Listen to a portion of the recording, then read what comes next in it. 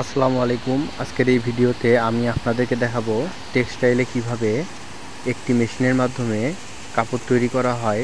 বিভিন্ন ধরনের বিভিন্ন ডিজাইনের কাপড় তৈরি করা হয় এই মেশিনের মাধ্যমে। এই মেশিনটির নাম হচ্ছে পিকানল অপটিম্যাক্স।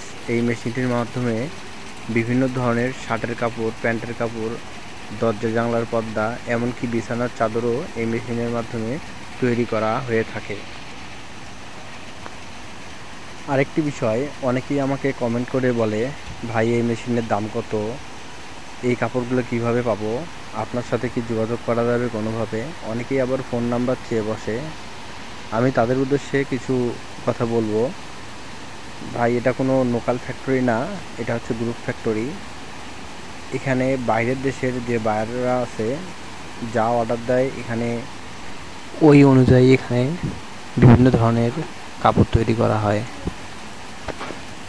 এই মেশিনটি সম্পর্কে বলতে গেলে, এই মেশিনটি হচ্ছিল 190 সিএম মেশিন।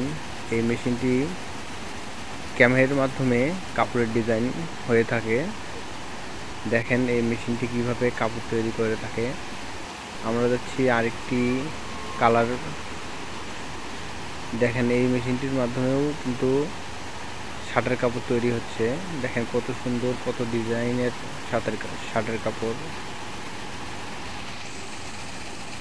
দেখছেন কত সুন্দর এই শার্টের কাপড়। এই ভিডিওটি যদি আপনাদের ভালো লাগে তাহলে আমাকে উৎসাহ দেওয়ার জন্য আমার চ্যানেলটি